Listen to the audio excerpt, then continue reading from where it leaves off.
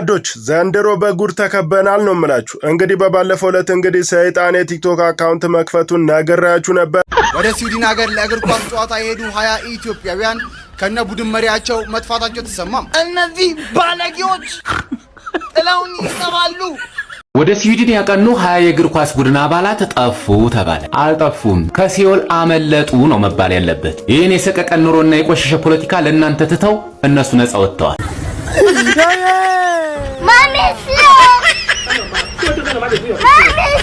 እኔ ከልቤ ነው የምነግራችሁ፣ አልዋሻችሁም። እየተራብኩኝ እየሰራው በሞት ይሻለኛል። ለእኔ ክብር ነው።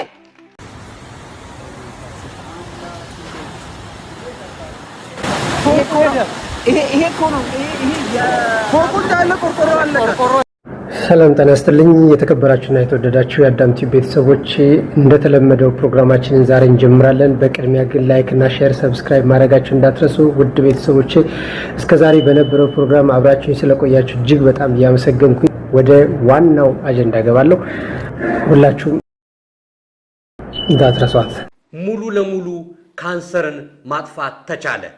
ሰላም ጤና ይስጥልኝ። በጃፓን ሀገር ባህር ዛፍ ላይ የሚኖሩ እንቁራሪት ባክቴሪያዎችን በመጠቀም ሙሉ ለሙሉ ካንሰርን ማጥፋት ተችሏል። ቀጥታ ወደ ዝርዝሩ ከመግባቴ በፊት ኖ ሞር ካንሰር ብላችሁ ኮሜንት ባክስ ላይ ጻፉልኝ። እንደዚህ ጠቃሚ የሆነ ኢንፎርሜሽን እንዲደርሳችሁ ደመር ምልክቷን በመጫን ፎሎ አድርጉን። አሁን ቀጥታ ወደ ዝርዝሩ እንግባ።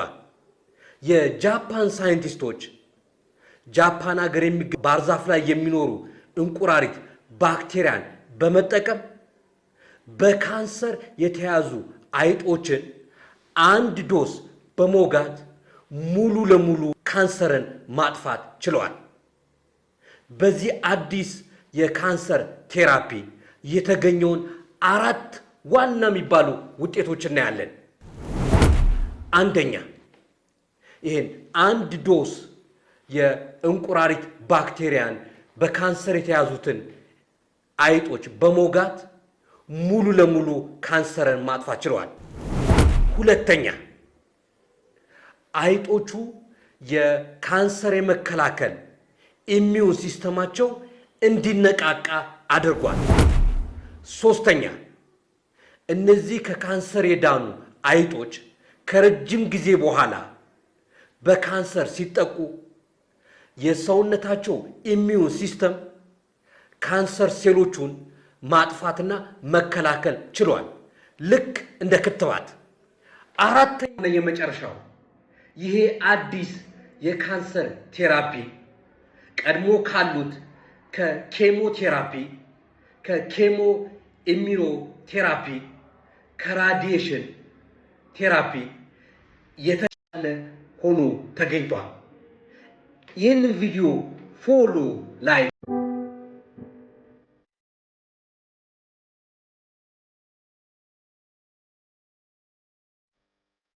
ክቡራንና ክቡራት የአዳም ቲዩብ ቤተሰቦች እንግዲህ እንደሚታወቀው የቲክቶክ አካውንት ያልከፈተ ሰው የለም ማለት ይቻላል። አብዛኛው ህብረተሰብ ቲክቶክ አካውንት ከፍቷል። የከፈተው ቲክቶክ አካውንት ደግሞ አንዳንዱ ለስራ ነው፣ አንዳንዱ ደግሞ በፌስቡክ ፈንታ ፎቶን በመለጠፍ ቪዲዮን በመልቀቅ ራሱን ለማስደሰት እና ከሰዎች ጋር ለመገናኘት ያደረገው መሆኑ ይታወቃል። ነገር ግን በቲክቶክ አካውንት ላይ ቫምፓየሮች እየተሰማሩ ነው፣ ደምም ለመጠጣት እየገዙ ነው ይላል። ይህን ነገር በደንብ በስፋት እንመለከተዋለን። ጓዶች ዘንድሮ በጉር ተከበናል ነው የምላችሁ። እንግዲህ በባለፈው ዕለት እንግዲህ ሰይጣን የቲክቶክ አካውንት መክፈቱን ነግሬያችሁ ነበር። አሁን ደግሞ እንግዲህ ቫምፓየር እንግዲህ የቲክቶክ አካውንት ከፍቷል ማለት ነው። እንደምትመለከቱት ቲክቶክም እንግዲህ ትክክለኛ ቫምፓየር መሆኑን አረጋግጦ አካውንቱን ቬሪፋይ አድርጎለታል። እንደምትመለከቱት ማለት ነው ትክክለኛ ቫምፓየር ነው። እንግዲህ እቺ ቫምፓየር እንግዲህ አሁን ላይ ምን እያለች ነው? ደም እገዛለሁ ከእያንዳንዱ ሰው 1 ሊትር ደም እፈልጋለሁ እያለች ነው ማለት ነው። እንግዲህ ዓለም ላይ ካለ ከማንኛውም ሰው እንግዲህ 1 ሊትር ደም በህጋዊ መንገድ ዘብ ባለመላ ህይወቱን በሚቀይር ገንዘብ እገዛዋለሁ እያለች ትገኛለች ማለት ነው። ከፀሐይ ጋር ቫምፓየሮች ያላቸውን ነገር ታውቃላችሁ። ሪያክሽኗን እዚህ ጋር ተመልከቱት። ትክክለኛ ቫምፓየር መሆኗን ማረጋገጥ ትችላላችሁ። ፀሐይ ስታይ እንዴት እንደምትደነብር ተመልከቱ ማለት ነው። እንግዲህ በጣም አሳሳቢ ሁኔታ ላይ ነን ያለ ነው። እንግዲህ አካውንቷን ከስር ሜንሽን አደርግላችኋለሁ። ካላመናችሁኝ ገብታችሁ ቼክ አድርጉ። እንግዲህ ከቫምፓየሩ ቲክቶክ እንጀምር ካልን ቲክቶክ አካውንት በነገራችን ላይ ማንኛውም ቴክኖሎጂ ስራዎችን ሊያቃልልልን ይችላል ተብሎ ስለሚታመንና እንደሚያቃልል በእውነት ስለምንቀበለውም ደግሞም አዎ ያቃልላል እንጂ መጨረሻውና መዳረሻው ግን ከአጋንንታዊ አሰራር ጋር የተያያዘ መሆኑን ልብ ልንል ይገባል። ለምሳሌ አብዛኛውን የዩቲዩብና የተለያዩ ፕላትፎርሞችን ብንመለከት የሰይጣናዊ ወይንም የዝሙት በፈረንጅኛው ፖርኖግራፊ የሚሉትን አይነት አሰራር የሚያሳየን ቴክኖሎጂ ነው። ይህ ቴክኖሎጂ የሰውን ልጅ ከእግዚአብሔር መንገድና ከእግዚአብሔር መንገድ አቅጣጫ አስቶ ለሰይጣን ማስገበር፣ ለእንዲህ አይነት ከንቱና አልባሌ ነገር አጋልጦ ማሳለፍ መሆኑም ይታወቃል።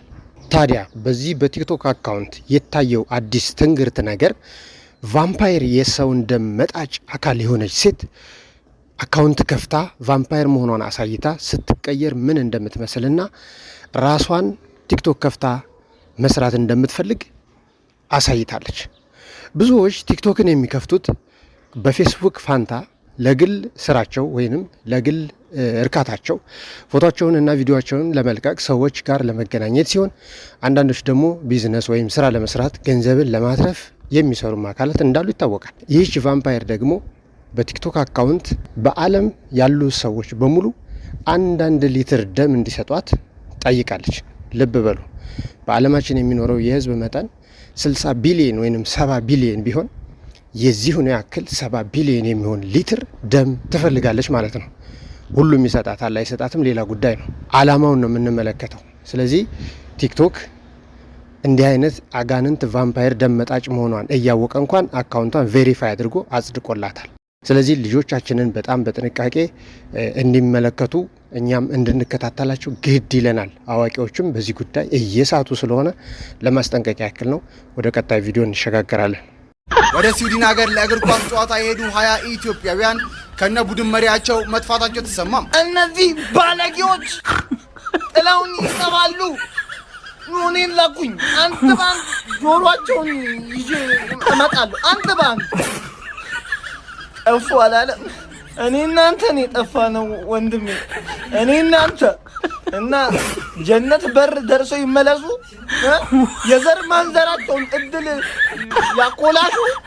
ወደ ስዊድን ያቀኑ 20 የእግር ኳስ ቡድን አባላት ጠፉ ተባለ። አልጠፉም፣ ከሲኦል አመለጡ ነው መባል ያለበት። ይህን የሰቀቀን ኑሮና የቆሸሸ ፖለቲካ ለእናንተ ትተው እነሱ ነፃ ወጥተዋል። ገና በ14 ዓመታቸው በሀገር ምን ያክል ተስፋ እንደቆረጡ በቂ ማሳያ ነው። አብይ አህመድ ይሄ ይገባሃል? ዜጋ መጥፋትን እንደ ነፃነት ቆጥሮታል። ማንም ይህንን እድል አግኝቶ አይመለስም። ደግሞም እውነታው የጠፉት እነሱ አይደሉም፣ እዚህ የቀረነው እኛ ነን የጠፋ ነው። ለመሆኑ እናንተ ብትሆኑ ትመለሱ ነበር? ሐሳባችሁን ኮሜንት ላይ ያስቀምጡልኝ። በዚህ ቪዲዮ በዋናነት የምንመለከተው 20 የእግር ኳስ ተጫዋቾች ወደ ስዊድን ሄደው በዛው ኮበለሉ የሚለውን ነው። ነገሩን በጥልቀት ስንመለከተው እንኳንም በህጋዊ መንገድ ለጨዋታ ለእግር ኳስ ጨዋታ ለስፖርት ዓላማ ወይንም ለሌላ ተልእኮ ወይም ለስብሰባ ወይንም ለሌላ የሥራ ጉዳይ በህጋዊ መንገድ ሄዶ ይቅርና ስንቱ ነው በባህር ላይ እየሄደ ያለቀው? ይህን ነው በትክክል መመልከት ያለበት። ግማሹ በበረሃ ግማሹ በውሃ እያለቀ ያልፍልኛል ብሎ እየተንከራተተ በረሃ የበላውና በባህር ውስጥ ደግሞ የአዞራት የሆነው ስንቱ እንደሆነ ህሊናችን ይቆጥረዋል። ስለዚህ እነዚህ 20 ተጫዋቾች በሄዱበት በዛው ቀሩ ቢባል እንዴት ይደንቃል። እዚህ ተቀምጠው ምን እንደሚሰሩ ምን ሰርተው ህይወታቸውን እንደሚለውጡ እጅግ በጣም ከባድ እየሆነ የመጣበት ጊዜ ነው። ታዲያ እንኳን እድሉን አግኝተውት እድሉን ያላገኙት እንኳን በህይወታቸው እየተወራረዱ ራሳቸውን አደጋ ላይ ጥለው ኮብልለው እየወጡ ያሉበት ጊዜ ነው። ይህ ምንም ሊያስደንቅ አይችልም። እንደውም እድሉ እንኳን የቀናቸው ባሉበት ጤናቸውን ይስጣቸው፣ ሰርተው እንዲለወጡ ፈጣሪ ይርዳቸው እላለሁ።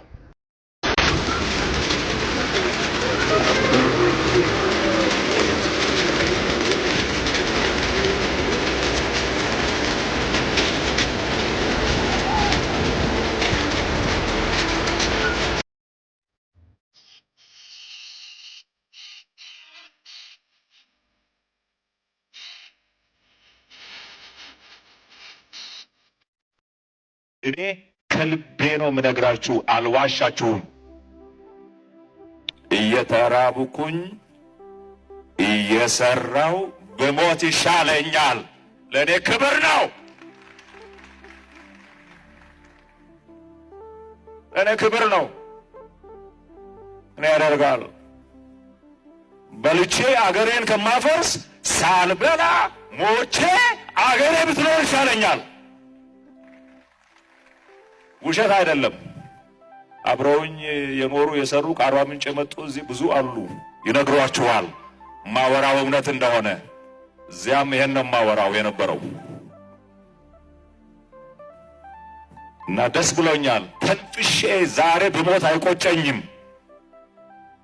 የኢትዮጵያ ችግር ከአገረ መንግስት ግንባታ ነው የሚጀምረው እና በጣም አዝናለሁ። የብዙ ሺህ ዓመታት የአገረ መንግስት ታሪክ ያለን ህዝቦች ሆነን ሳለ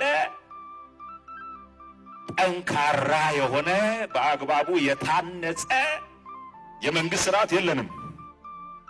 ሙሉ በሙሉ ስናፈርስ እንደገና አዲስ ስንሰራ፣ ስናፈርስ ስንሰራ፣ ስናፈርስ ስንሰራ እዚህ ደርሰናል። አዲስ ኢማቹር የሆነ የመንግስት ስርዓት ነው ያለን። ግና በጣም ስንፈራራ፣ ስንራራቅ፣ ሳንቀራረብ፣ አብረን ሳንሰራ፣ ተውት ሌላ በእኛ እጅ ያለውን ዩኒቨርሲቲ እንኳን ለመገንባት ያልቻለን ሰዎች አይደለን። በመጨረሻ የምንመለከተው ደግሞ እንግዲህ በጎንደር የተነሳው አውሎ ንፋስ የቀላቀለ ከባድ ዝናብ፣ ይህ በውጭው ዓለም በተለይ በአሜሪካ በተለያዩ ስቴቶች ላይ ተከስቶና ያጠፋ ህዝብን ያጠፋ ቤትን የገለባበጠ ንብረትን ያወደመ መሆኑ ይታወቃል እና በቅርቡ በዚህ ሳምንት በጎንደር ከተማም እንደዚሁ እጅግ በጣም ቆርቆሮዎች ወረቀት ይመስል በሰማይ ላይ እስከሚንሳፈፉ ድረስ የታየበት አጋጣሚ ነው ያለው። ይህ ክስተት ግን በጎንደር ከተማ ብቻ አላቋረጠም። እንደሚታወቀው እዚህ በክብደቱ ምክንያት በሐዋሳ ከተማም እንደታየና የተለያዩ ሰዎች ሁሉ በጭንቀት እንደተዋጡ እንግዲህ ነፍስ የማይይዘው ማንም ሰው የለም። ነፍስ ከያዘው ሰው ሁሉ ይጨነቃል። ነፍስ ከያዘው ማለት እንግዲህ ራስን ከአጋጣሚው ጋር በማያያዝ በጭንቀት መዋጥ ማለት ነው። ስለዚህ ይህ ሁሉ ከምን ይመጣል የሚለውን በጥንቃቄ ልንመለከት ያስፈልጋል። ተፈጥሮ ናት። ነገር ግን ተፈጥሮን የሚቆጣጠራት ፈጣሪዋ ቢሆንም ፈጣሪዋ ደግሞ ፈጣሪያችን በትክክል እንድንጠቀምበት እንዲያደርግልን የሰው ልጆች ድርሻ ይኖራል ማለት ነው። ያ ድርሻ ምንድነው? በቃሉ እንደ ሕጉ እንደ ትእዛዙ መኖርና መጓዝ ነው እላለሁ። ትላንትናው ቀን ማለትም በሐምሌ 21 2018 ዓመተ ምህረት በጎንደር ይሄ የምታዩት ቶርኔዶ ታይቷል፣ ተፈጥሯል ማለት ነው። መታየትና መፈጠር ብቻ ሳይሆን ይህ ቶርኔዶ ወደ መሬትም ወርዶ ከፍተኛ አደጋ አድርሷል። ቤቶችን አፈራርሷል፣ ጣሪያዎችን ነቃቅሏል እና ለጎንደር ሕዝብ ጸሎት ያስፈልገዋል። አዲስ አበባም እንዲሁም ሌሎች የክልል ከተሞች ላይም ሰሞኑን እየዘነበ ያለው ዝናብ በጣም አሳሳቢ እንደሆነ ነው እየሰማው ያለሁት። የጎንደሩ ደግሞ በጣም ይለይ ነበር። ቶርኔዶ ወይም ይሄ አውሎ ንፋስ እንግዲህ ምን ያህል ጉዳት አደረሰ የሚለውንም አብረን የምናይ ይሆናል። እንግዲህ ይሄ ሰዎች በስልካቸው ቀርጸው የያዙት ማስረጃ ነው ማለት ነውና በጣም የጎንደር ሕዝብ ድንጋጤ ውስጥ እንደነበረ በትላንትናው ቀን በዚህ ቶርኔዶ ወይንም በዚህ አውሎ ንፋስ ምክንያት እንግዲህ የሚቀርጹት ሰዎች ሲናገሩ እንሰማለን። እንዲሁም እዛ አካባቢ ያሉ ነዋሪዎችም በጩኸት በጭንቀት ውስጥ እንደነበሩ ነው የሚታየው እና አንድ ቆርቆሮ የቀረ የለም ከጣራው ላይ ይኸው ይሄ ጤና ጣቢያው ቆርቆሮ ነው እንደዛ የሚነሳው እያያችሁ ነው። እዩት። የእስራኤል አባይ እዚህ ጋርም እንደምታዩት ይሄ አውሎ ንፋስ መሬት ላይ ወርዶ በጣም በሚያስፈራ ሁኔታ ይታያል ሲሽከረከር ማለት ነው። እንግዲህ ይሄ በጣም ፓወርፉል የሆነ አውሎ ንፋስ ነው። ሰው የመውሰድ አቅም አለው። ቤት ተሸክሞ እንግዲህ ወደ ሌላ ከተማ የመውሰድ ወደ ሌላ ስፍራ የመውሰድ አቅም አለው። በጣም አደገኛ የሆነ ነገር ነው። እንደምታዩት በጣም ነበር የሚያስፈራው። እንግዲህ ይሄ አሜሪካ አይደለም፣ ወይም ኤዥያ ላይ የታየ ነገር አይደለም፣ ወይም አውስትራሊያ ላይ የታየ ነገር አለ፣ ወይም ካናዳ ላይ የታየ አይደለም። ይሄ ኢትዮጵያ ውስጥ በጎንደር የተከሰተ ቶርኔዶ ወይንም አውሎ ንፋስ ነውና ከዚህ ማዕት ፈጣሪ ያውጣን ይሰውረን። የምሬን ነው የምላችሁ። ሬር ነው እንደዚህ አይነት ነገር ሀገራችን ላይ ሲከሰት። ከዚህ በፊት በእርግጥ ባህር ዳር ላይ አሳይቻቸዋለሁ። ጣና ያ ቶርኔዶ ተምዘግዝጎ ለመውረድ ሲሞክር ማለት ነው። አሁን ደግሞ ይሄ እንደምታዩት በጣም አውዳሚ የሆነ አደገኛ አውሎ ንፋስ ታይቷል ማለት ነው። ከዚህ አውሎ ንፋስ በኋላ ደግሞ የተፈጠረው ነገር በጣም በጣም አሳሳቢና በጣም አስከፊ በጣም አስደንጋጭ ነበር ማለት ነው። እንግዲህ ከተማው ጨልሞ ከዛ በኋላ ንፋሱ እንደምታዩት ነው። ከዛ በረዶ የቀላቀለ ዝናብ ዘንቦ ጎንደር ካናዳ ሆና ነበር ማለት ነውና ሰማዩ ላይ ሁላ ወፎች የሚመስሉ ግን ያልሆኑ ቆርቆሮዎች ሲታዩ ነበር።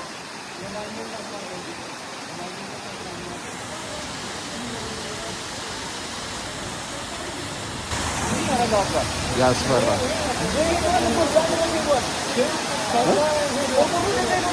እኮ እዛ ግቢ ገባል። ይህ ክስተት ግን በጎንደር ከተማ ብቻ አላቋረጠም። እንደሚታወቀው በዚህ በክብደቱ ምክንያት በሐዋሳ ከተማም እንደታየና የተለያዩ ሰዎች ሁሉ በጭንቀት እንደተዋጡ፣ ስለዚህ ይህ ሁሉ ከምን ይመጣል የሚለውን በጥንቃቄ ልንመለከት ያስፈልጋል። ዛሬ በሐዋሳ ንፋስና በረዶ ቀላቅሎ በጣለው ከባድ ዝናብ ምክንያት ጉዳቶች እንደደረሱም ተገልጿል። በዛሬው ዕለትም በሐዋሳ ከተማ በረዶ ቀላቅሎ የጣለው ዝናብ ምክንያትም ትላልቅ ዛፎች፣ የመብራት ምሰሶችም የወደቁ ሲሆን አልፎ አልፎም የነዋሪዎች ቤቶች መፍረሳቸውን ተሰምቷል። ሐዋሳ አካባቢ ያላችሁ የአየር ሁኔታው እንዴት ነበር? በኮሜንት ላይ ግለጹልን።